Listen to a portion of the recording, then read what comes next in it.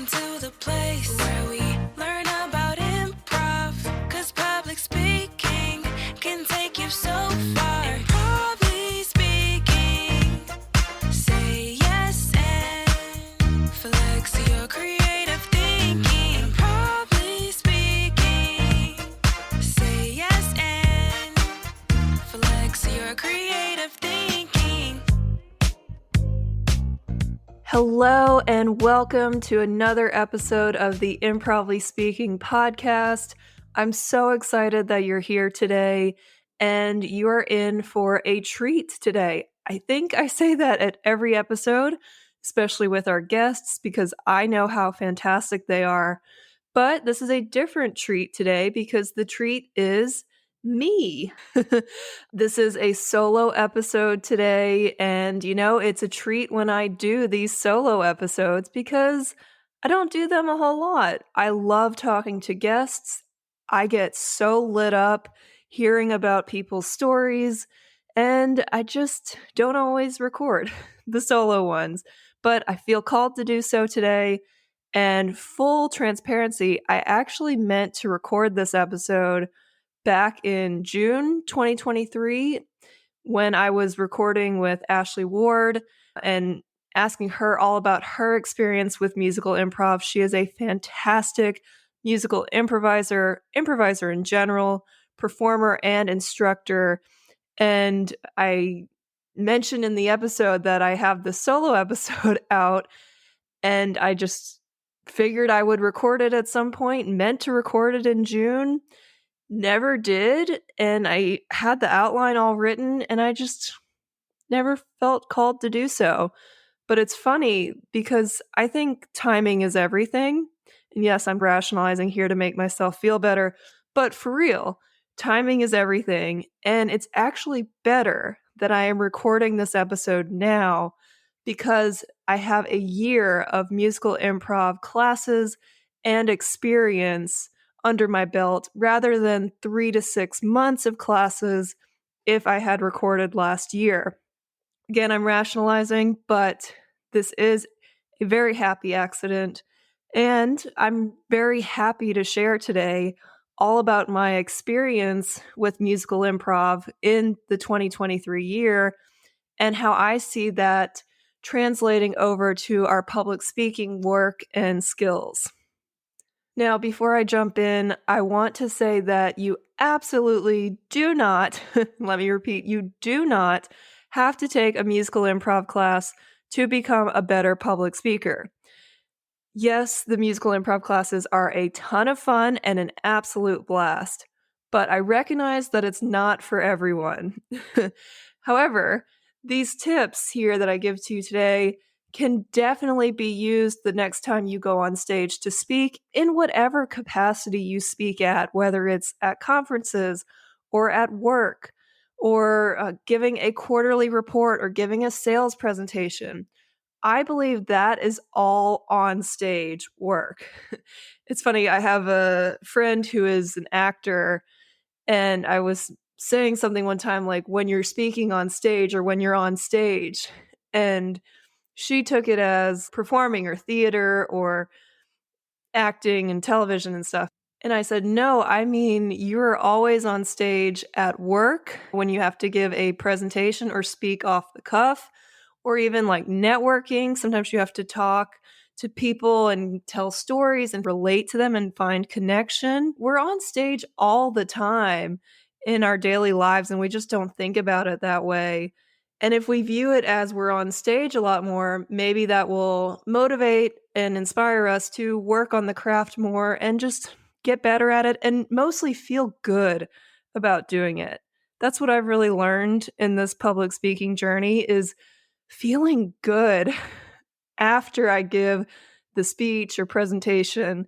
There have been years, and I mean so many years, where I would give a speech and just hate it afterwards. I would hate myself. I would hate everything about it. And then now I can say, when I leave the stage in whatever capacity it is, a Zoom meeting, an actual stage, whatever, I feel good about what I just delivered. I'll say 90% of the time. And that's good. And it does not mean that I am absolutely perfect in what I deliver, but it means that I felt good in my stage presence and the content that I shared and the message that I got across to the audience. And so that's what I hope to bring to you in the public speaking tips and the coaching sessions I offer. I just want you to feel better when you're upstage and after you're on stage. And so all these tips today can just help you become an even better speaker than you already are. Just some extra speaking tools to add to your speaker's toolbox. Now, let me set the scene for you and just how I ended up doing musical improv in the first place. Actually, it was one of my goals for 2023. I had two goals: one, to take a musical improv class, and two, to take a stand up class. Just one class of each would satisfy that goal. I had no idea what would come of that or what discoveries would be made, but it was just take those two types of classes. And I signed up for the Intro to Musical Improv class at Westside Comedy Theater in January 2023. I wanted to get it over with. I wanted to check that goal off the list. I saw it was offered. I was like, let's do it now.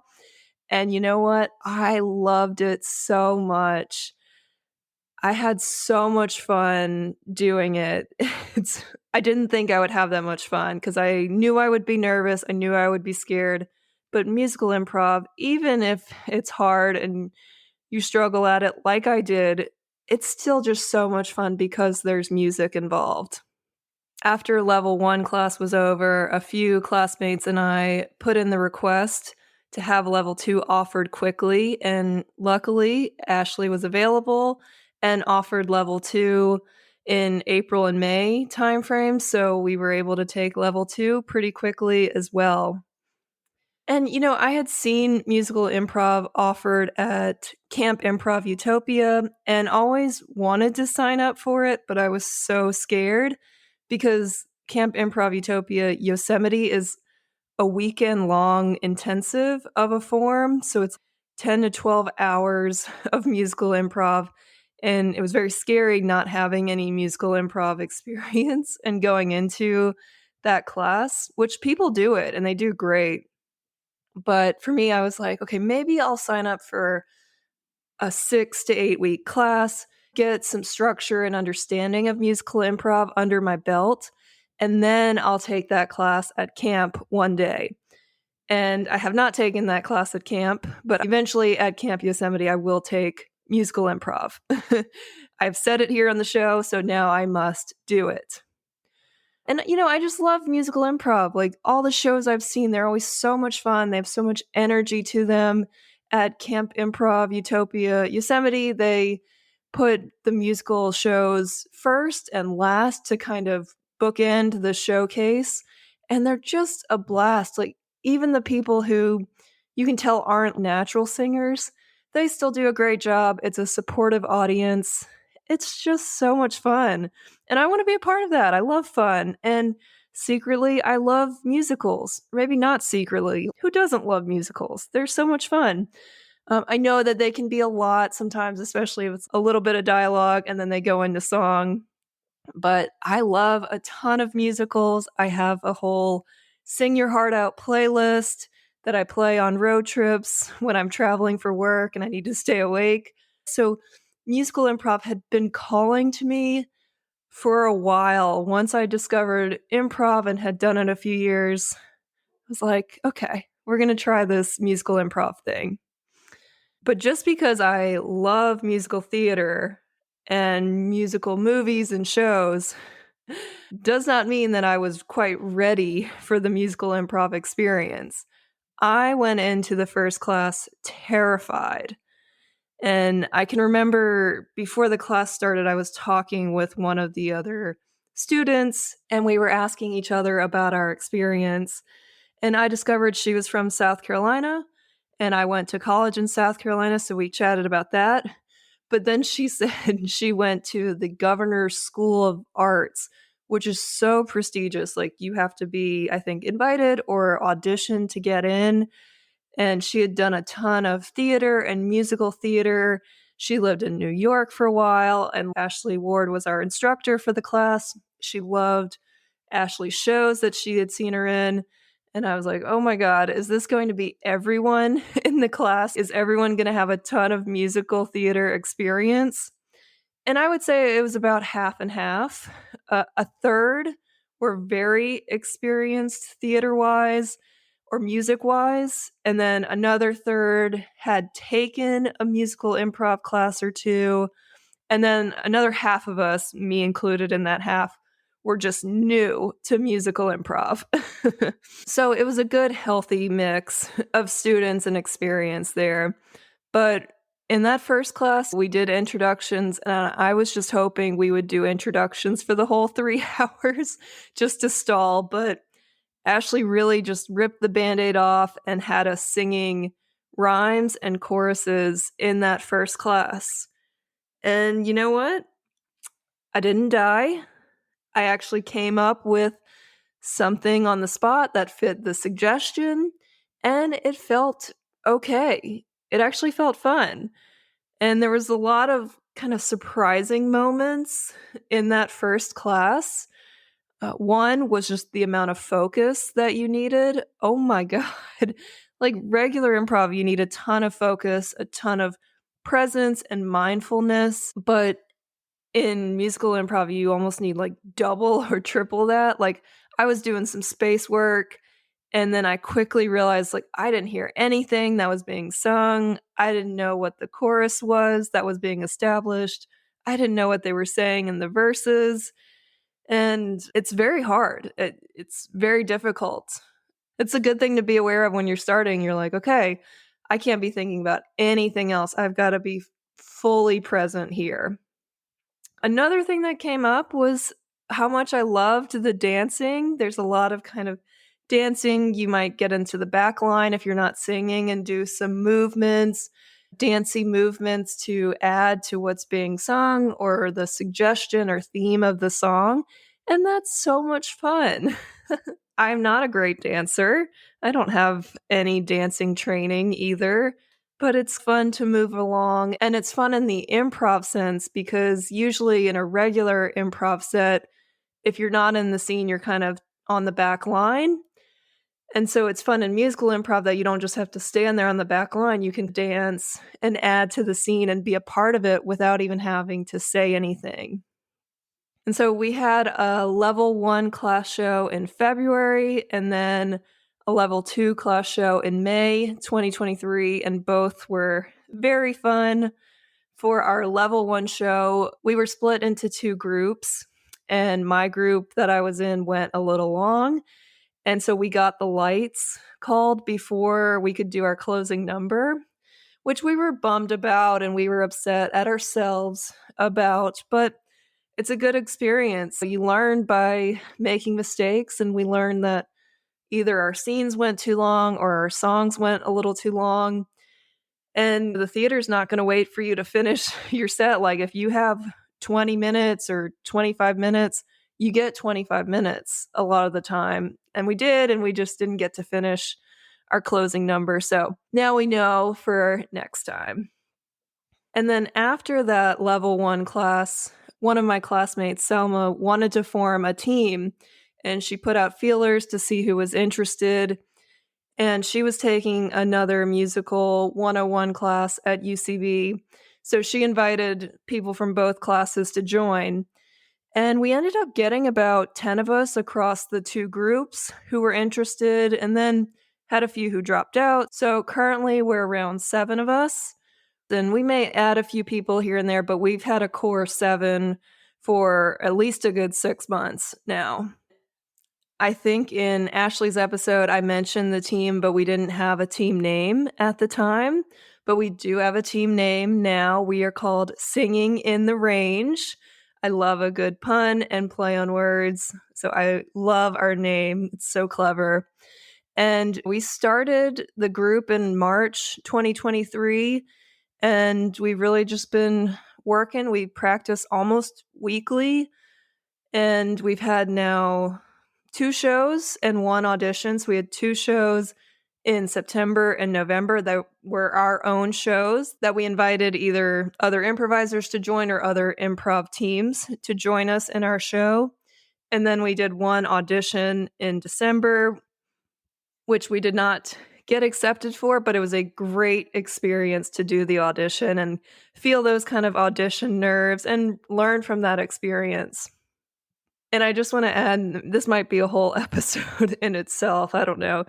But the first show that we had in September, I almost missed it because I was traveling for work that day. I had to go to Sacramento for a client event, and it was just same day event. Like, I flew out that morning and then flew back. I'm in the Los Angeles area. It's really easy to get a Southwest flight to Sacramento and do a day trip. And I had planned it out. Like, I was going to arrive back at LAX around 5:30. Our show was at 8, call time at 7:30. So I had 2 hours to like get food and head to the theater and make it, and it would be fine.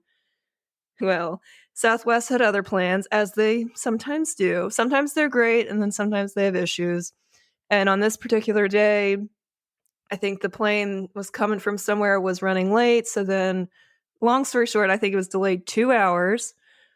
I am stressing out to the max, texting on the WhatsApp group, the team, and being like, I don't know if I'm going to make it. I'll let you all know. Break a leg if I'm not there, kind of thing. I land, I get food really quickly to go, and I don't even have time to go get my car out of the parking garage. I just go straight to the Uber lot. I catch an Uber and get there in, I think, 25 minutes. And luckily, the way we had structured the show, musical improv team had gone on before us to quote unquote open for us. And then we were taking an intermission break.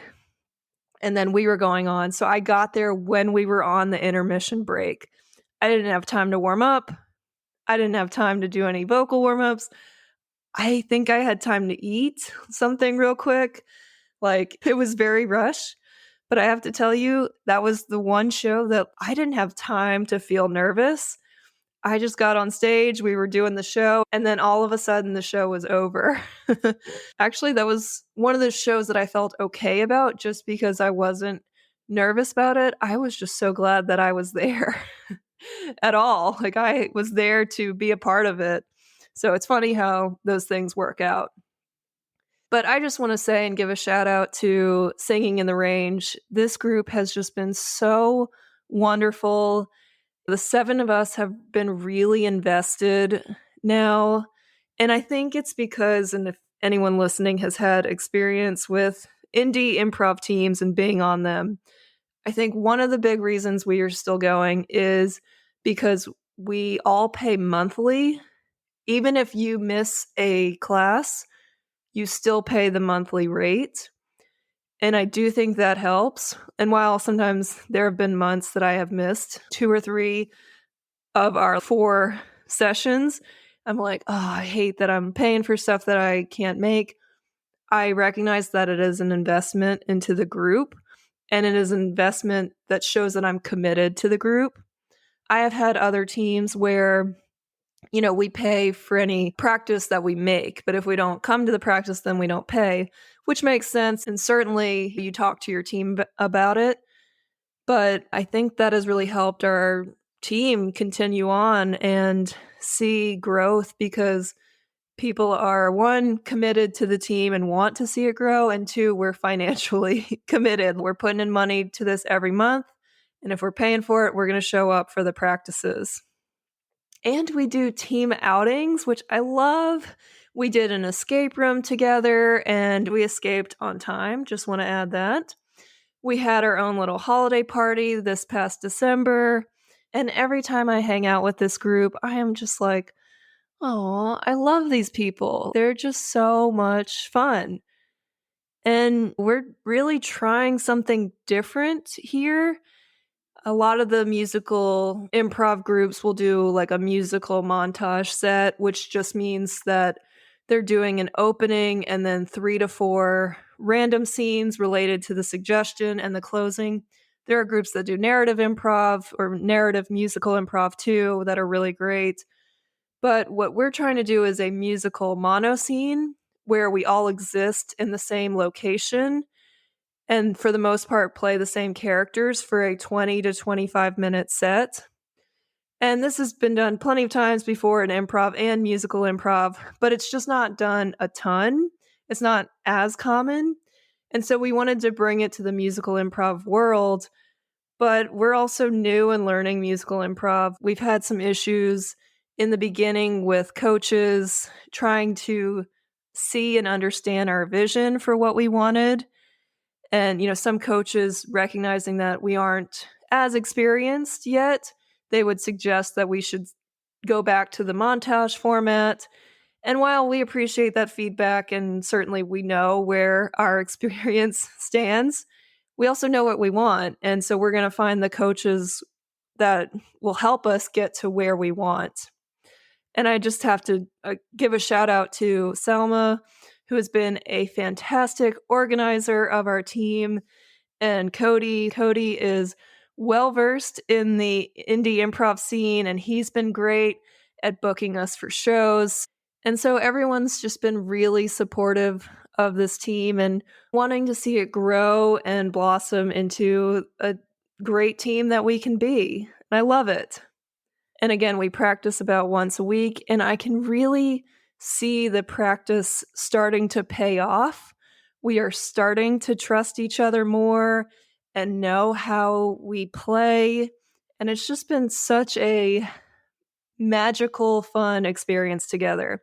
I am so grateful that I said yes to joining this team. I am so grateful that they accepted me. I'm so grateful to have this extra 6 months of musical improv team experience now. And I just can't wait to see what we accomplish in 2024. So keep going, singing in the range. I love you guys. Okay, so I set the scene about my musical improv experience. Now let me talk about those tips that I promised you. Here are 3 lessons learned from musical improv that can enhance your public speaking skills. And the first one is stand still, plant, and deliver. In the musical improv classes, especially being new, a lot of us would have some nervous, shifty feet, or you would see people who would sing in the middle of the stage, but as they sang, they would move backwards because, unconsciously, maybe it helped them to not be so front and center, like they would be a little bit farther away from the audience. Or people would turn and sing to their scene partners, but they wouldn't be looking at the audience. And it was the most powerful. And I could tell, and also the instructor, Ashley, would call out all the time that it was the most powerful when people came front and center on stage, right in front of the audience. They planted their feet, they stood firm, and they sang out. Usually they sang louder, usually they sang better, and usually it was clearer when they did that. And you see this in stand-up too, and also in speaking. Sometimes people will pace around, and I think maybe sometimes a few people can get away with it if that's part of their thing or their stand-up's really good, maybe we let it go. But for the most part, if you watch comedians and speakers, but if you watch comedians, most of them stand still, they stand firm, and they speak out. They'll hold the mic and they just stand there and they deliver their jokes. Now, they may move after a bit when transitioning to another bit or to a different part of the joke structure. That's fine. You might see that. Certainly, there is some movement on stage. But when they're going to hit that joke, they stand firm and plant. And this is the same thing that happens in musical improv. And it's actually very helpful in musical improv, especially starting out, but even in experienced groups too. Let's say you're doing a big group opening number, there's 7 or 8 people on stage. If you just start singing when you're in the middle of the pack, one, someone else might sing at the same time, so then you have to give and take. But if you go front and center, you step up and you're like, I'm about to sing. Everyone else recognizes that you're going to sing, and they will step back and do some dancing or kind of support work while you're singing because the stage is yours. If you go front and center, there's no question that you're going to sing, and then people will give it to you. And then also, if you're in more of a like two-person song or something, you might find that you move around on stage, but then once you start singing, like turn and face the audience and belt it out and sing it out. That is so powerful to see. And I mean, I recognize it in myself when I did it. I recognize when I see my teammates do it and my classmates do it. It is just so powerful. And I think we can take this into public speaking too. One, sometimes at conferences or in-person presentations, there is a lectern, which is just like the big thing that you stand behind that might have the computer and the mouse and clicker and stuff. So sometimes we get comfortable standing behind the lectern, and sometimes you have to stand behind the lectern, right? If there is no other way to change the slides or move forward in the presentation, you're kind of tied to the lectern. But I will say a lot of times places have clickers where you can move the slides forward that you do not have to stand behind the lectern. So if there is a lectern and you have the ability to move your slides or whatever content you're showing on screen forward with a clicker, I want to challenge you to move from behind the lectern and stand front and center on stage and just let the spotlight be on you. Yes, you will have all eyes on you, but stand firm, plant, and deliver your speech or presentation as practiced. How powerful is that? And I promise you, you will have more eyes on you. You will have more engagement. You will have more people listening to you if you choose to do that rather than standing behind the lectern. And again, not always. If the content is very engaging, that's fine. But I can say when I see a speaker who stands behind a lectern, I may choose to zone out. I may choose to multitask. I may choose to check my phone if the content's not super engaging and their speaking's not engaging because their body's cut off. They're not really in front of me. They're behind a lectern. But I recognize when a speaker comes out front and center and is talking and then changing the slides and is very dynamic and engaging. I'm fully present. I don't care what's going on my phone. I'm listening to every word they say. So again, think about that.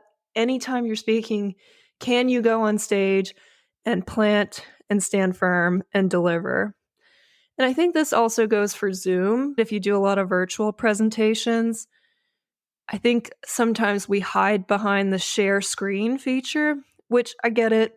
Sometimes we have facts and figures and stats and graphs to show. So you have to show your screen sometimes. But I think we keep that share screen on a lot. And then your Zoom box, your speaker box is very small. And, that can be a time where people often multitask or zone out.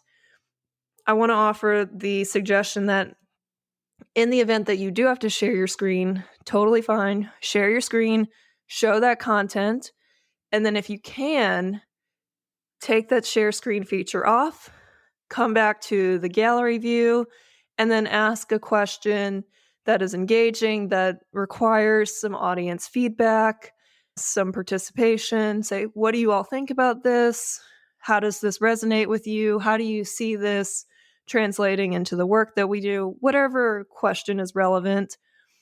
And maybe you have to leave the screen on if they need to reference figures, but maybe you don't. So just play with that. But I see Zoom as being like, you're not sharing your screen, you're front and center to them, and only sharing your screen when you have to show certain pieces of content.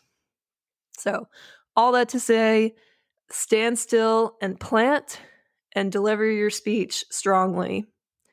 And I just want to add that there was one scene and song in our level 1 class that we did where For some reason, we were climbing a ladder or something, so we were singing as we were climbing the ladder, and our note after was like, hey, it would have been more effective if the person singing had stopped climbing and just sung out, and then the rest of you were climbing, and then you'd go back to climbing when you weren't singing. Otherwise, she noticed that we were getting out of breath trying to sing and do this active movement of climbing a ladder, and it just wasn't very effective. And that was a great note to get and a good reminder, too. So, again, just want to remind you to stand still and firm, and deliver that message because you have a great message to share. And the better you deliver it, the better the audience will hear it and resonate with it. The second lesson learned is projecting and warm-up exercises. So before every musical improv class, we did some kind of singing warm-up and then some kind of rhyming exercise.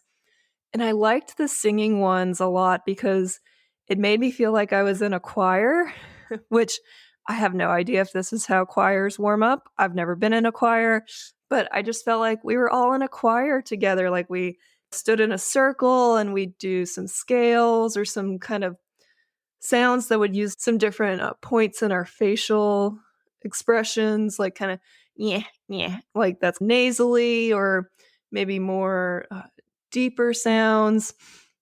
There was some fun tongue twister ones. There are a few variations of this, but there's one that's a tongue twister, and then it goes into kind of the song that's to the tune of Glory, Glory. So it's like, when one blue bug bled blue, black blood, the other blue bug bled brown. When one blue bug bled blue, black blood, the other blue bug bled brown. When one blue bug bled blue, black blood, the other blue bug bled brown. When one blue bug bled blue, black blood, the other blue bug bled brown. And then you say, glory, glory to the bugs. It sounds much better when a whole group is doing it, I will say. But just to slow it down, the tongue twister is, when one blue bug bled blue black blood, the other blue bug bled brown. And you're supposed to say it quickly and sing it, and then you go into the glory, glory chorus. It's really fun. And there's 4 or 5 different variations. So that was one of my favorite singing warm-ups there because it's silly. And they're hard. Like, I was trying really hard to have that one be clear, but they're very difficult to get absolutely perfect when you're warming up. There was one class that I got there late and missed the warm-up exercises, and I could so tell the difference. My voice is not super strong to begin with, as you might have heard me in that warm-up, especially going that high note into the bugs. But without warming up, it felt very weak. I couldn't carry notes for as long as I usually could. I ran out of air quicker.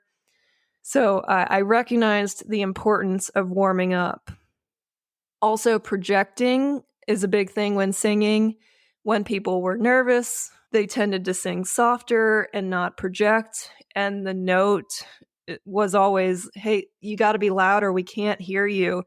One, the audience can't hear you, but sometimes like the performers on stage who are trying to support you can't hear you either.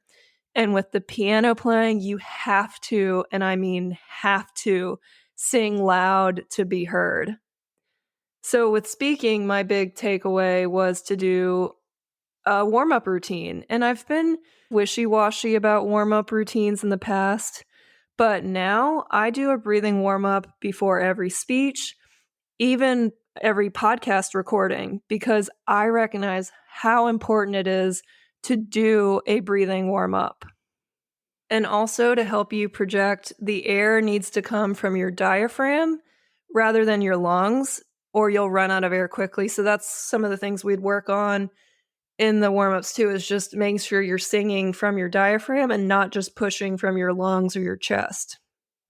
So please, please, please, please, I encourage you, I challenge you, do not skip the warm-up routine.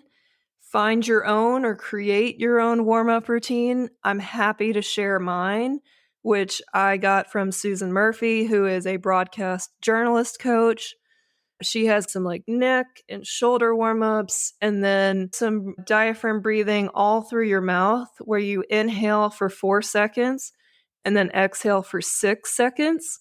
And that is to signify how we speak, because often we speak through our mouths. Actually, every time we speak through our mouths. So really we don't do a lot of nasal breathing. So it's to practice using your mouth to inhale and exhale. And then a lot of times we speak long sentences. And so the 6-second exhale is to help us not have that trailing off of a cliff sound that happens when we run out of air. Also, another breathing exercise that I've done with another voice coach is just practicing warming up the diaphragm.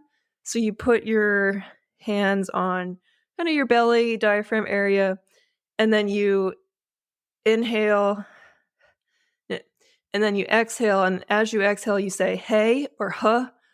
And then you just feel your belly moving in and out quickly as you're doing it. So it's like ha, ha, ha, ha, or hey, hey, hey, hey, hey. And that's all coming from the diaphragm rather than the chest or the lungs. And you could do that for 10 to 15, 30 seconds, just practicing. I'll do that in the car a lot if I'm traveling somewhere and I have the space to make noise. I'll do that like, hey, hey, hey, hey, hey, just to like practice getting the diaphragm warmed up to speak from the diaphragm. Another breathing warm up that I really liked that I got from Becky Sanders' musical improv class that I took in August and September last year was she had us pick an object from far away. So let's say it was like a light or an exit sign. And then you'd start off going like kind of angry, being like, hey, light, what are you doing up there? And you'd have to talk really loud, like project to yell at it. And it's funny because it's a group of 5 or 6 of us doing it at the same time. So you don't hear anyone else, but we're all being really loud and obnoxious. Hey, light, why are you being so bright up there, huh? Who do you think you are? And just being all angry. And then we stop and we breathe. And then you go back to talking to the light and you say, oh, hey, light, I'm so sorry. I was rude back then. You're apologetic. But again, projecting loud to it so the light can hear you. And like, oh, I'm so sorry. Please forgive me. I was a little angry there. You're a great light. You're doing a good job. Keep it up.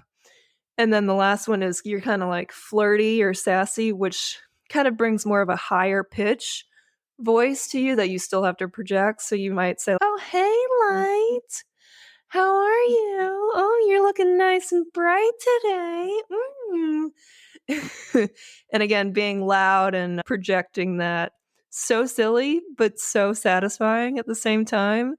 And it kind of helps to pick something if you at least have time to practice on the stage that you're going to be at. You could practice using an object that is in the back of the audience or in the back of the room to then be able to project to that object, which will then allow you to project to everyone in the room. So maybe some of those help you, or if they don't, please create your own breathing routine that can help you with your projection. And I'll add, even if you know you'll be using a microphone for your speech, then yes, you don't need to necessarily project, but you still want a clear, clean, and crisp voice. And I find when I don't warm up my voice, I have to cough a lot more to get my voice where I want it to be, or it just doesn't feel as clear, or I trail off the cliff a bit. And like when I end my sentences, it's just not as strong. And so, yes, you don't necessarily have to project or be loud if you have the microphone, but you still want a strong voice.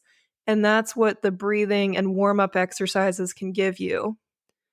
And again, this is all coming from someone who thinks they don't have a quote unquote strong voice. And I really recognize that doing my vocal warm ups and breathing exercises before speaking helps me tremendously. And I want to encourage you and challenge you to do the same. The third lesson learned is kind of fun. But when you're first starting out in musical improv, and even in general with musical improv, most instructors will say that you don't have to rhyme. Yes, rhyming is nice. It is satisfying when it's done well. But the rule of thumb is, especially starting out in musical improv and singing and doing all the song structure, is do not rhyme for the sake of rhyming, especially if it takes away from the content. If it does not make sense, the rhyme you're going to say, don't go there and use a word that may not rhyme, but make more sense with your song. And again, that is a lot for beginners. You'll see more experienced musical improvisers use rhyming structure and use it very well. But that was really nice and helpful to hear that you don't have to rhyme. Like, it took a lot of pressure off of having to rhyme and be perfect with the rhyming. And I kind of relate that to public speaking in the sense that we don't have to be gimmicky or have this crazy elaborate story or content.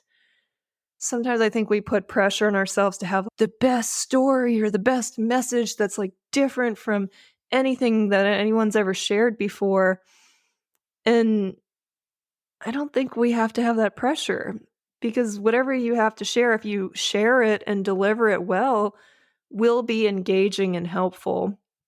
And so I just want to share this tip with you that you don't have to shortchange your content for a gimmick or something crazy. And I'll give you an example here. So a few years ago in early 2020, like pre-COVID 2020, I was competing in the Toastmasters World Championship of Public Speaking contest. They have a lot of levels. So I competed in the club and area and division contests, which there are multiple levels after that to even get to the main stage where there are finalists and a champion. So I had a long way to go, but I was practicing this speech, and it was about my experience with Hurricane Katrina. And we had these ugly sweaters that we got our senior year. And so I had this whole kind of elaborate opening of like that we got these ugly sweaters and we hated them. And it kind of involved me like picking up the sweater and looking at it and then slamming it on the ground, being very dramatic, which probably if I was a better actor and performer at the time, I could have done better. But I got the note from my speech coach, who wasn't as big into Toastmasters, but she was like, I'm just not feeling this speech. I feel like you're being really gimmicky and overly dramatic, and I'm not getting authenticity from you. And that was really hard to hear, because I was like, in watching the Toastmasters speeches previously and seeing some of the winners, a lot of them had I'll say, special element to their speeches. I know one guy years and years ago fell on stage on purpose, but like he made it look so good that it wasn't clear if it was on purpose or not. So the audience was worried about him. And then he started speaking from that fallen position, and then it was clear it was part of the speech. So some of them have those kind of elements. Another speaker recently on Zoom had signs, like white signs, and she showed words to deliver a message. It related to her message. I think she got second place. So, people get very creative in how they deliver their messages. And so in my mind, I was like, I need to be really creative in how I deliver this and show this ugly sweater, and then how Hurricane Katrina happened, and then we really appreciated the ugly sweaters that we had, kind of thing. And that was the message, but it fell flat. Like I won the area contest, and then I went on to compete in the division contest, which by that point was on Zoom. So it was a little different and hard to deliver on. But I look back at that and the note that my speech coach had, and it was hard for me to digest it at the time. But now, 4 years later, I can actually see what she's saying and how I was just being super gimmicky and not staying true to the content. So, that's a tough one. It certainly depends on your audience. I think Toastmasters in general like creative elements that certainly enhance the content, but even in general, people can recognize when you're like being gimmicky or fake. I'll say, like, when I say gimmicky, I mean like they're being fake or just not sincere. And then when someone just stands still and plants and delivers and tells a story about themselves, and again, it doesn't have to be the most vulnerable, dramatic experience ever, but they just tell a story and it's with such heart and enthusiasm, and it's just so the way they would deliver it, that hits harder than any kind of gimmicky, over the top speech. And that's something I've had to learn a lot over time. And I think it's important to recognize. Certainly, if you can pull it off, again, like the rhyming, if you can rhyme and have it fit with the verse or the chorus, and it's so like, mwah, chef's kiss, like so good, then 100% that's amazing. Kudos to you. But if you can't pull it off, tell the story. Don't shortchange your content for a gimmick or just special element for the sake of trying to do something different. Be yourself, be authentic, be vulnerable, be willing to stand in front of the audience and just say, hey, I've got this message and this is what I have for you. And that's amazing. And I have one bonus lesson learned, rule of threes, but then got a little bonus one here for you. And it is just simply to do it with confidence. Now, I admit that this is a little generic sounding. It's a bit like fake it till you make it, which, I think that's very cliche. And it's like, well, how do you fake it till you make it? Sure. But if you're going into a musical improv scene and song and you're in your head going, what am I going to sing about? This is silly. I'm off on the song structure. Then it's going to show. If you're in your head on stage, it shows. Then you're not fully present to the audience. You're not fully mindful. There's something in between you if you're living in your head. Whereas if you just let go and trust your brain and skills to come up with the words to say and sing, you stand firm and plant, you project and deliver, you'll create a better song.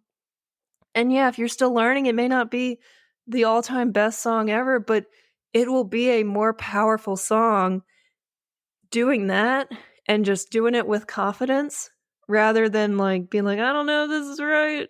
And it shows on your face and it shows in your body. The audience can tell. The audience can tell that kind of stuff. And I know this is all easier said than done with musical improv and public speaking, but the more you practice, the more that you trust in yourself and know that what you're doing is enough, then the better performer you'll be. And I'll share that I think for the longest time, especially when I was improving my public speaking skills, I wanted people to think what a great speaker I am. Like, I wanted to get that feedback of like, oh my God, you're such a good speaker. That was amazing. You're so good. That is what my ego wanted to hear. And I'm starting to reframe that now to be, I want people to get the most out of the speech or presentation. That's what I want people to come up and say, oh my God, that content there really resonated with me. I am going to do this because I heard you say this.